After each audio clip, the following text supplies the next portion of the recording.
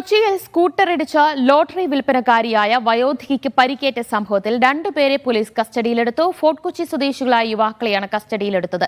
2 ദിവസം മുൻപാണ് അമിത വേഗത്തിലെത്തിയ സ്കൂട്ടറിടിച്ച് പറവൂർ സ്വദേശിയായ വസന്തയ്ക്ക് പരിക്കേറ്റത്. മൂസിന സൂരങ്ങൾ നൽകും. മൂസിന, എങ്ങനെയാണ് ഈ പ്രതികളിലേക്ക് പോലീസ് എത്തിയത്? ദിവ്യ, CCTV ദൃശ്യങ്ങളുടെ കൂടി അടിസ്ഥാനത്തിലാണ് പോലീസ് ഇവരെ പിടികൂടി ഇപ്പോൾ കസ്റ്റഡിയിൽ എടുത്തിരിക്കുന്നത്. ഫോർട്ട് കൊച്ചി സ്വദേശികളായ ഡിസ്മോൻ, അലോക് എന്നിവരാണ് ഇപ്പോൾ കൊച്ചി പോലീസിന്റെ കസ്റ്റഡിയിലുള്ളത്.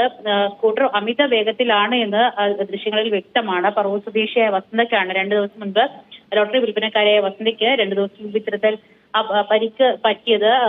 വലിയ രീതിയിൽ പരിക്കേറ്റിട്ടും സ്കൂട്ടർ നിർത്താതെ പോവുകയായിരുന്നു. എന്താണെങ്കിലും കസ്റ്റഡിയിലെടുത്ത ഇവരെ ചോദ്യം ചെയ്തു വരികയാണ്. ശരി, മൂസിന ആണ് വിവരങ്ങൾ നൽകിയത്.